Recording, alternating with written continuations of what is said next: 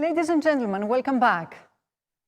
Coming up is an executive interview with Maud Bailey, Southern Europe CEO of Accor. Maud joined Accor in 2017 as a Chief Digital Officer, and recently, in October 2020, she became the CEO for Southern Europe of Accor. With studies in modern literature and masters in public administration, Maud has worked at the Ministry of Economy and Finance in France, and in 2018 she joined the French Digital Council to work on the challenges of the digital transition in France. We are now ready to kick off this fireside chat. Ladies and gentlemen, please welcome Maud Bailey in discussion with Peter O'Connor. Peter, the floor is yours again.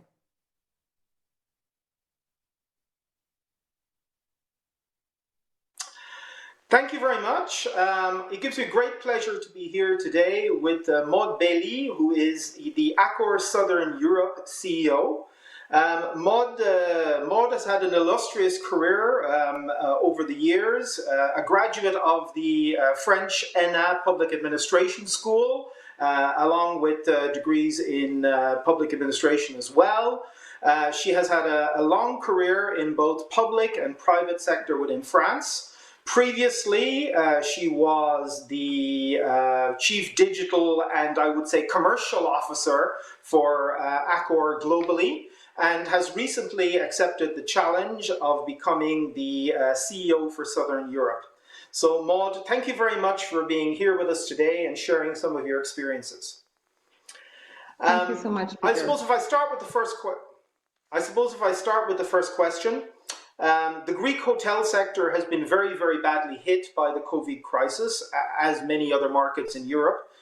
Given that Accor is a global company with properties all over the world, the question I have for you is, are you starting to see some light at the end of the tunnel in some markets?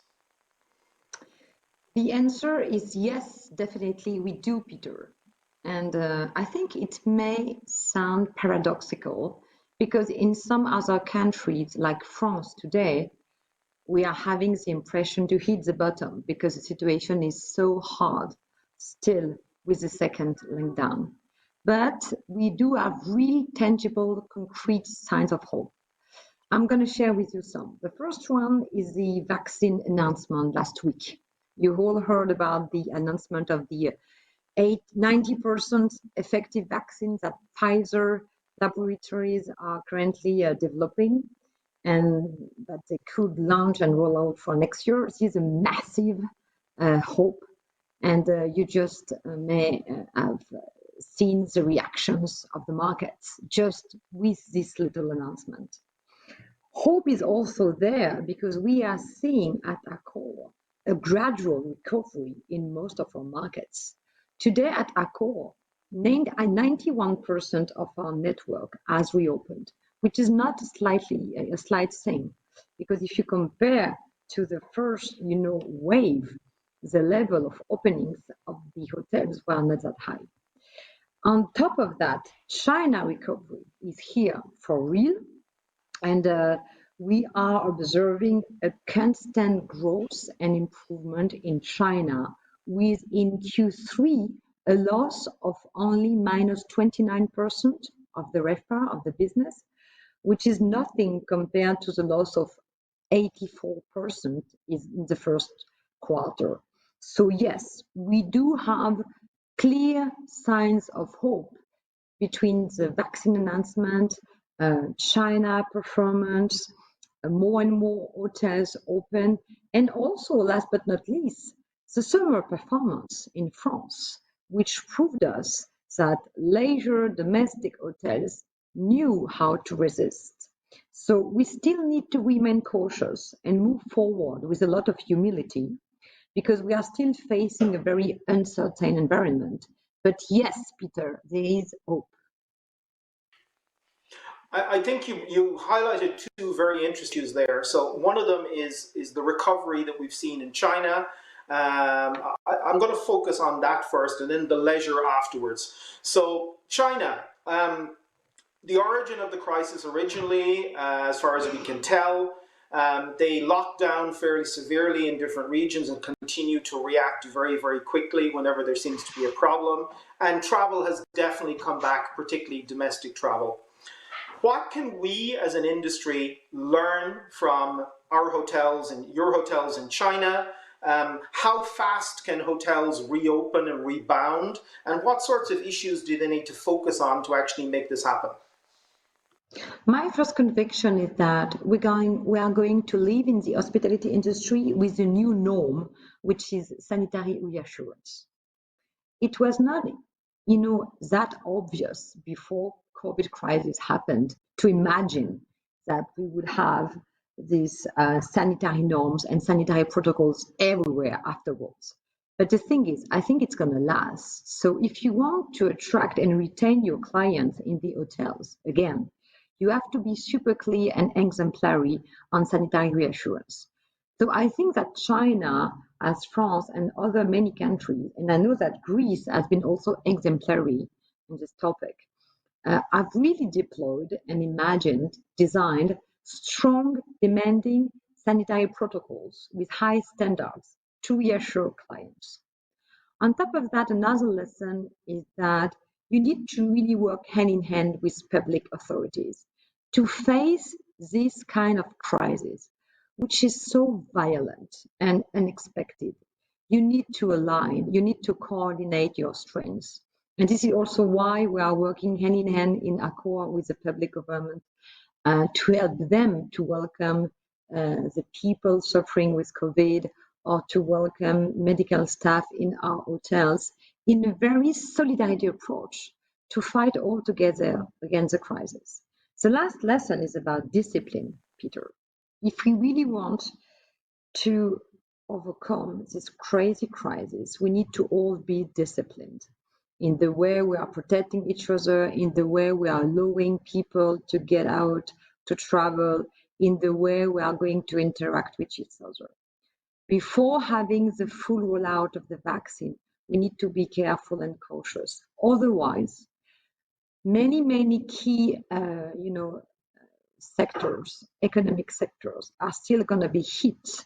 And it's now a matter of survival for them. When you see all the restaurants, bars closed in the current French second confinement lockdown, you understand that we need to learn how to live with the virus and not just against the virus. And I think that on this topic, China has been exemplary because they proved us it was possible. There was a way to live in spite and with the virus and allow your economy to work again, not waiting just for the vaccine to be here.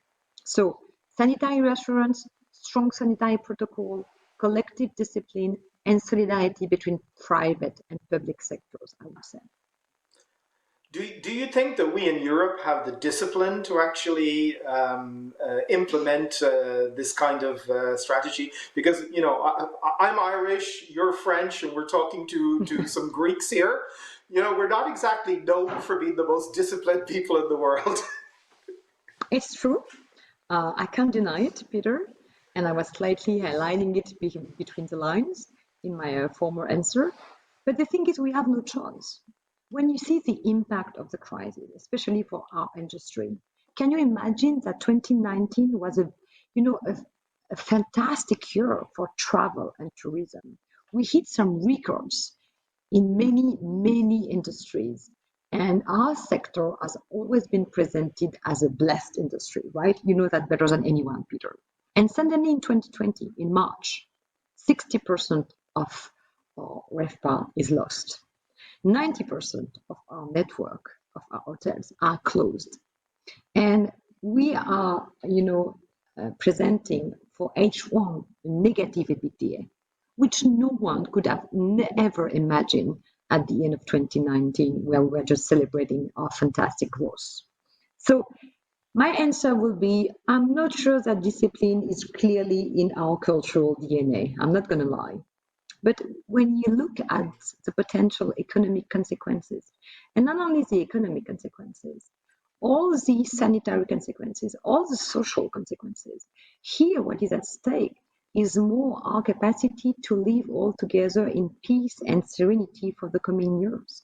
Because the shock is so violent that it's eating our economic balance, but not only. So we have no choice. We have to learn to become disciplined. I think Italy has been pretty proving its capacity to be disciplined. Likewise, I know that Greece, you had some very strong protocols and lockdown rules, and that somehow Greek governments proved they knew how to control and limit the spread of the virus. There is no option. Discipline is not an option. I agree with you completely. I'm going to go back to one of the points you made earlier on. You said that in France, leisure had been at least a little bit of a savior for many different properties. If we look at the other markets, so if we look at luxury versus economy and we look at leisure versus business, looking at your global network, which is coming back first? Is it always leisure? Which I seem to think it is. And, the question I would have then is, many of the people in the audience would be from city hotels. Do city hotels have a short-term future, or are they going to continue to struggle? They do if they are not that big cities, if you want my opinion. What do we observe in our very first recovery trends is few points. The first one is we do see local travel picking up first, local. People are going to travel by car mostly in a perimeter of 100, 200, 300 kilometers. There is a strong focus on economy and mid-scale hotels. Premium and luxury are clearly going to get back to business, later. Summer performance has been better than what we expected, better than forecast, which is a real sign of hope because it proved us that no matter how violent the crisis is, as soon as we'll have the sanitary answers, sanitary solutions, the vaccine rollout, people will really go back to hotels to enjoy, to travel. By the way, we had a recent survey, Peter, and it proved us that out of the three things people are dreaming to do, meeting their, close family, getting some rest. The third thing is jumping on a plane to travel and enjoy real holiday time in a hotel, which is super good news for the travel and tourism industry. So summer performance proved us that, it was better than forecast and that the will to enjoy travel will still be there when recovery and the vaccine will be there. On the return of the business travel, it's clearly a challenge because of travel restriction and B2B constraints and also some new behaviors for the companies. I think that the last segment to fully recover will be the luxury international business corporate one. And on the cities, we clearly show that in France, the performance of the provinces had been much stronger versus Paris. So just to give you an example, the occupancy rate in August for provinces, i.e. not Paris, was 63%, and Paris was only 24%. So depending your city, if you are close to the sea, if it's a not too big city with eco, mid-scale, and leisure segments, you can really hope for business. If it's a huge capital, more oriented on B2B and business segment and luxury and premium segment, it's going to be more difficult. It's going to be a struggle for the time being. Yeah. A question I would have for you then is, a lot of people talk about returning to the new normal. I'm not sure we're ever going to return to the new normal or the old normal anyway. And I think, the nature of our business has fundamentally changed in some of the ways that you already talked about, including the importance of safety and so on. What implications do you think this new normal will have in terms of the customer service and the portfolio of products and services that we actually offer to our customers? I'd say two things. First of all, health and security are going to be the top priority in the new post-COVID-19 era. labels and certification on cleanliness measures are going to be a key driver of trust and reassurance. So I guess we're going to need to deploy sanitary reassurance marketing, which was not really the norm before, and also be exemplary on the certification. And I think you must have seen that we have been developing in Europe a certification process around our label called Old Safe with Bureau Veritas. And I think it's a huge expectation. A recent BVA survey shows that 50% of the population would be reassured by a label or certification COVID safety type if they had to travel again. So, I mean, honestly, this new normal will see this expectation for sanitary label everywhere. New normal may also massively change the way business is, behaving. We are currently observing, especially in MICE meeting and events, new ways of organizing some events. More and more clients are asking for phygital, formats, i.e. combining presential events and at the same time the capacity to animate people, clients, or the companies remotely. So we are currently working on this new phygital hybrid formats for corporate events where you can have at the same time people for real and at the same time organize some stuff remotely. And 20% of our events have already switched to a completely, digital format. We have to see how we can design and imagine the phygital format of tomorrow. I think you've also done some very interesting things in terms of would we call it co-working or individual working, day use of hotel rooms and hotel facilities. I've seen some interesting initiatives there. You're right. It just, when all your workforce is forced to stay home in teleworking, you have to bring the population another option, because many people can't just work from home because they may not be equipped or not have space enough to work from home. Other people do not feel comfortable with getting back to the office because they won't feel safe enough. Or some other people won't have the choice because some offices will just have closed because the occupancy is so low that the companies would have decided to get rid of some headquarters.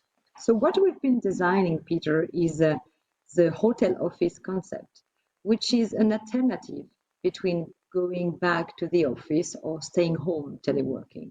So now we are using our rooms as your daily office with a concept where you can book a room in a day use, and we are equipping the room to make sure you can work from the hotel, bringing you all the food and beverage facilities and also Wi-Fi connectivity, a printer, everything you need to work in good conditions. If you go a step further, we are currently thinking of also a new additional concept, which is work hospitality.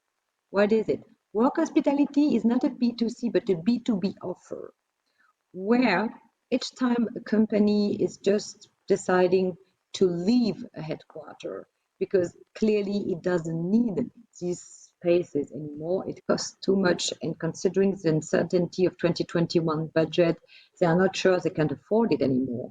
We are providing them an alternative, an offer, by the capacity to rent some of our floors of our hotels to welcome their employees. It can be for 3 months, for 6 months, for a year, depending their needs.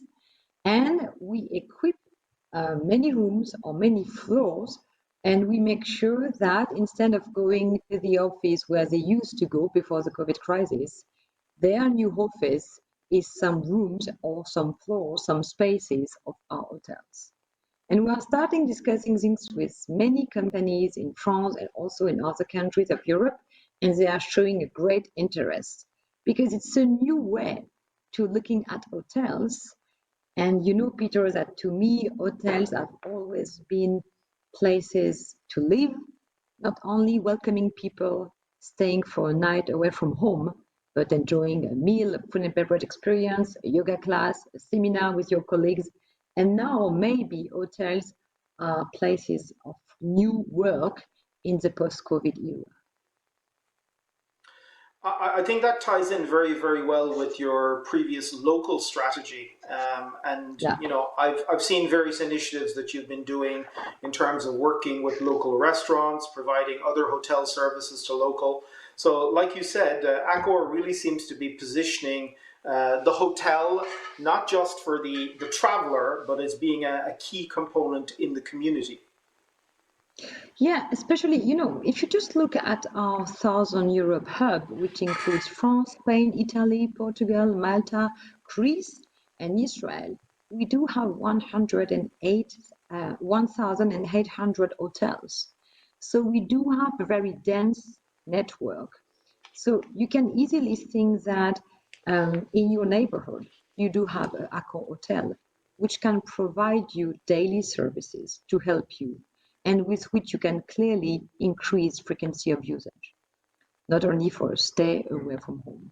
So yes, it's clearly Sébastien Bazin's vision to really empower hotels, places to live, work, and enjoy. And here in the COVID context with lockdown and new travel restriction, I think work and hotels have a new story to write together. I think Mr. Bazin, I mean, he's definitely a visionary. One of the issues that he's been putting more emphasis on is sustainability. I would say sustainability in the very, very broad sense. You mentioned some of the initiatives earlier on, like, for example, making hotel rooms available to medical staff during the crisis, to COVID positive patients who needed to isolate. One of the issues that I think is really interesting is the support that you've given to your staff. Now, it's a while back now, but one of the immediate reactions was to cancel the dividend, I presume it was the 2019 dividend, and invest in a solidarity fund for your staff. You know, this for a hotel company, for a commercial organization, something like this is unprecedented. Yeah, and at the same time, Peter, I would say in each crisis, you stick to who you are more than ever.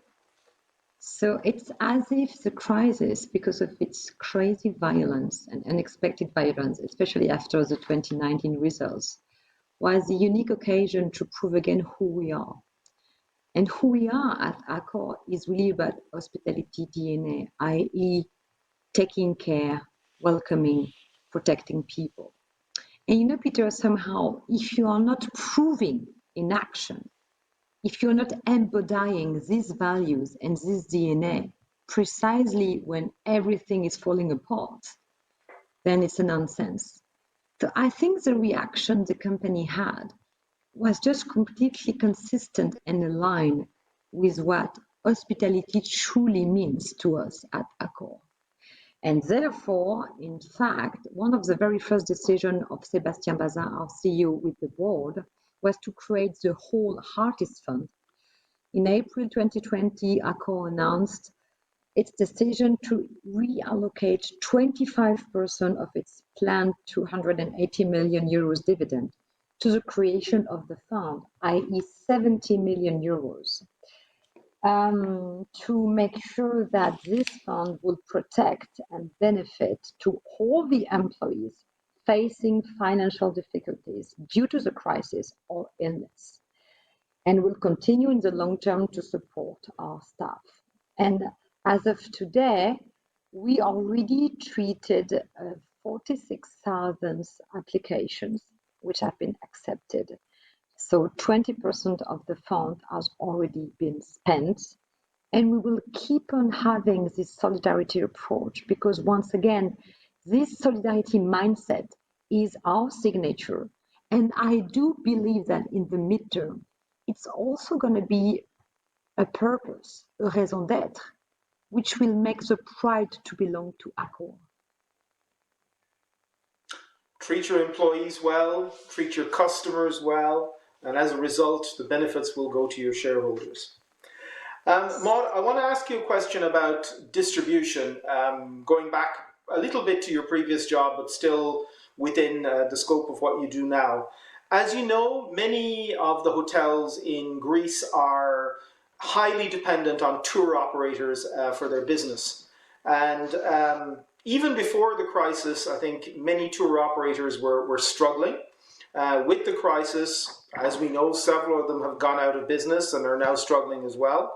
Do you think this tour operating model will have a future post-crisis?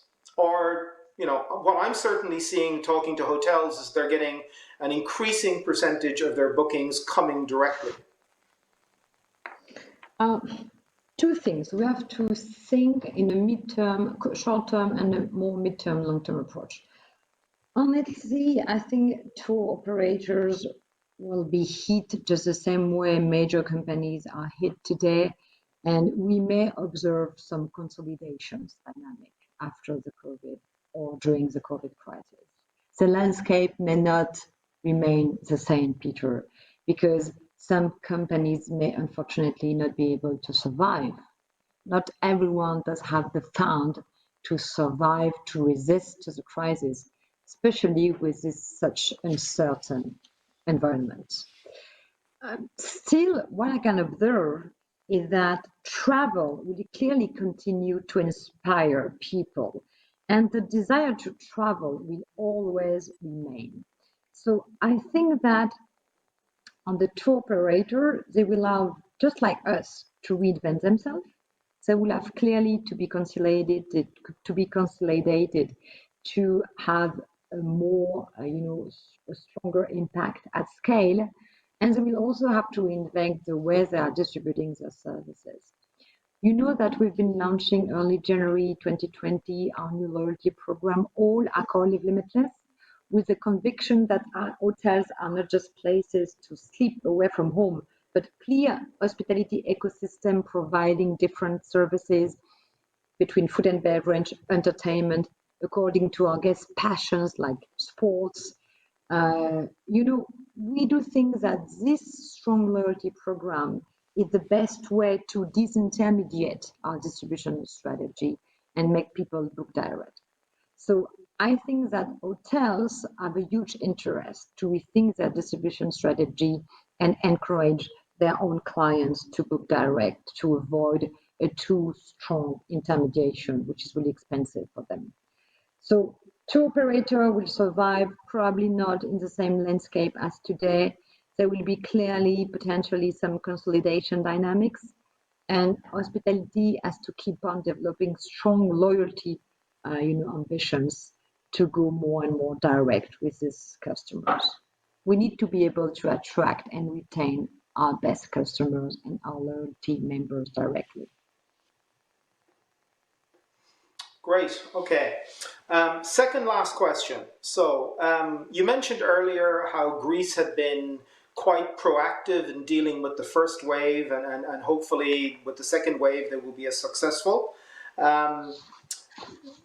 What do you think that will actually affect investors' willingness to invest in Greece and open hotels in Greece?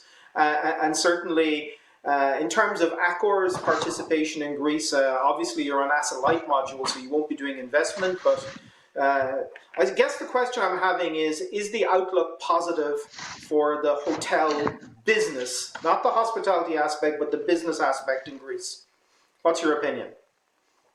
I think Greece is an amazing potential for us in the investment, approach. I mean, allow me to speak a bit about the hotels because it's my specialty and my passion. We do have today 5 hotels in Greece at Accor, and we just opened an M Gallery in Athens, and I was supposed to be there for the opening. It was the 1st of September, and I wanted to be there for the party of opening, and I hope I'm going to be back to Greece to be able to celebrate this new property. But the pipeline, the interest on the investors, Peter, is real. I know the severity of the situation may give some concerns to people and let them know that it won't be a blessed industry anymore, but it's not true. I mean, investors are clearly showing a huge interest for Greece. The pipeline of development project, in our case, for Accor is huge, especially in Greece and other Mediterranean countries. And we clearly think that Greece could become a very luxury, top level oriented country, welcoming many new lifestyle premium luxury destinations. So on the other sectors, I can't tell you, but on the hospitality industry, Peter, clearly there is an interest, and it's also a sign of hope, to get back to your initial question. In spite of the crisis, and today in spite of the second wave, which is, despairing everyone because people are dying for understanding when it's going to stop, at the same moment, investors are clearly showing more and more interest to open in the coming years properties and invest in many countries, Greece included. So on the short-term, approach, it's still tough, but trust me, in the midterm approach, business will be back and Greece will have a huge role to play. It's a deep conviction for me. And I know the summer has been really harsh for Greece and the Greek travel tourism, because initially it's a blessed moment and a blessed season with a lot of growth. But once again, it will come back, and you know what? Maybe faster than we think. Maud, what would be your last piece of advice to Greek hoteliers who have probably had the worst year of their life this year? What message can you pass them for the future? First of all, you are lucky. You do have a wonderful country, and no one. I think Greece is an amazing cultural, historical, and place, and they should be proud of these assets, which will never disappear. Second, they have to adapt themselves to the new guest expectations. And among the new guest expectations, you do have flexibility, modularity, and sanitary reassurance. On sanitary reassurance, they have to be ready with clear, working, effective sanitary protocols and be able to reassure their guests by proving that these protocols are implemented. So we think their communication strategy by highlighting this sanitary reassurance. On flexibility, if you look at the cancellation behaviors of the people, of the consumers, you clearly see that they book later and they can cancel more. So they are looking, if they plan to stay in a hotel, for more flexibility. So let's make sure that in Greece, as like everywhere in the world, you adapt your commercial policy and offer more flexibility to our guests to make them safe, not on a sanitary level, but on a commercial approach. And last but not least, modularity. Hotels, their hotels for the Greek hoteliers can be many, many places. They can meet different needs for the customers. It can be a professional need, transforming the rooms in offices for the day. It can be an entertainment need with some seminar or parties to be organized in an hotel, which is a place to live. It can be just an F&B experience or yoga class, something which is really empowering and leveraging the full potential of hotels. What we see today is that food and beverage driver is a huge lever of survival for the hospitality industry. So I guess I would also encourage them to develop their food and beverage offer, which is really complementary to the just stay business lever. And I would also tell them to keep on, because we will overcome the crisis, Peter. Maybe I'm a super optimistic person, but no matter what, we will resist. The way we resist is our signature. So we have to be strong, solidaire and proud, and we will overcome the crisis.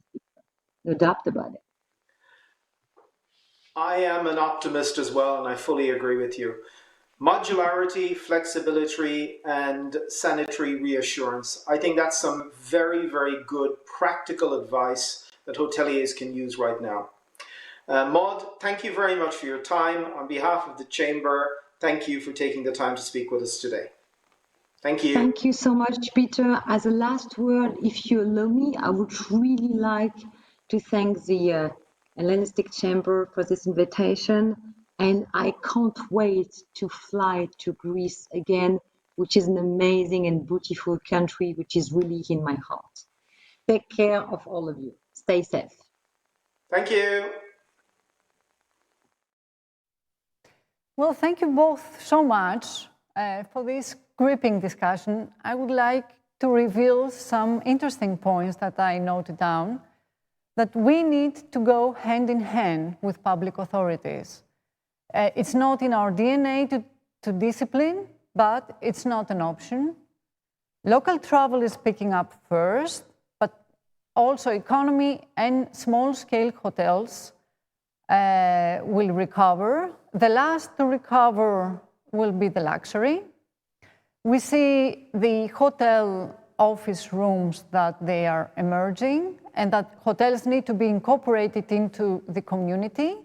And we will see consolidations coming. And during the crisis, you need to stick to who you are. So these are the main points that I noted down.